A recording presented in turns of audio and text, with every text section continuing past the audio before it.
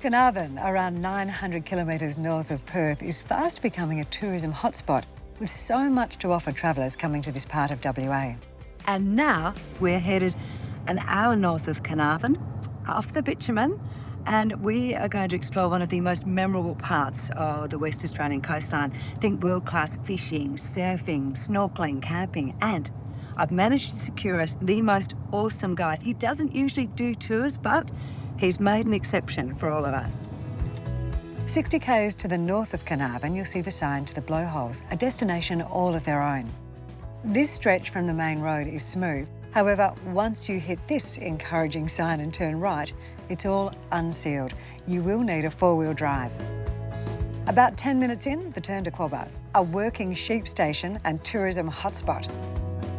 And this is our guide, station owner, Tim Meacham. A quick transfer to the work ute and we're off, with Tim quick to point out the highlights of his home. This place, love it because it's very harsh, very hard, deep water, big fish. It's just exceptionally rough and raw. So today we're going to go up and have a bit of a look up the coastline here at some of the cliffs, and we'll try and catch up with a couple of ballooning fishermen, and we'll roll through to Red Bluff, which is right at the top end of Quobba. That's just spectacular, it's stunning. Sounds like a plan. Our first port of call is the aptly named Scenic Lookout. The wind is up, so the balloon angling is off. Although at our next spot, there are some anglers making use of what Tim describes as the best fishing platform on Quobba. We've got 60 kilometres of Indian Ocean here that come right up against the coast.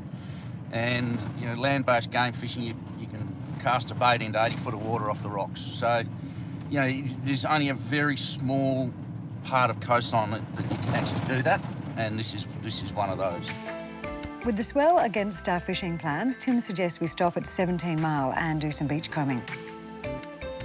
Back in the car, I discover some of the advantages of staying at Quobba. So there's 3 campsites. One's at Point Quobba, or the Blowholes, which is run by the Shire. The other 2, the Quobba Homestead and Red Bluff, are run by us, and they're the campsites you can stay at. If you're a day tripper, you can just leave your van in Carnarvon and come out for the day and explore the coastline. You can bring a dog. Dogs are fine. This is not a national park, and you can help yourself. Red Bluff, it's incredible, but there is nothing there. There is no Wi-Fi. There's no electricity. There's no water. So you have to take absolutely everything. It seems to make it more of an experience when you actually have to look after yourself completely. Oh, I see it. The Red Bluff campsite where the desert meets the sea. The southern tip of the Ningaloo Marine Park. First impressions? Magical. And there is another reward for those who make this trek. Tim neglected to mention this place. Great coffee, food, and there's open mic on Fridays. Remember, no Wi-Fi, so cash only.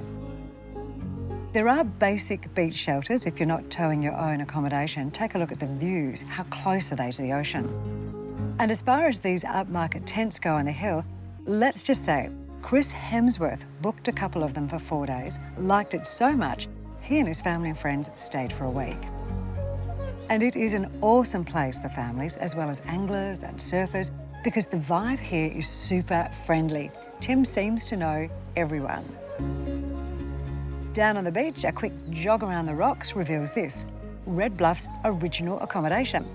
The surfers who founded this campsite by accident back in the 70s lived in here for 5 years, surviving off a steady diet of fish and surfing.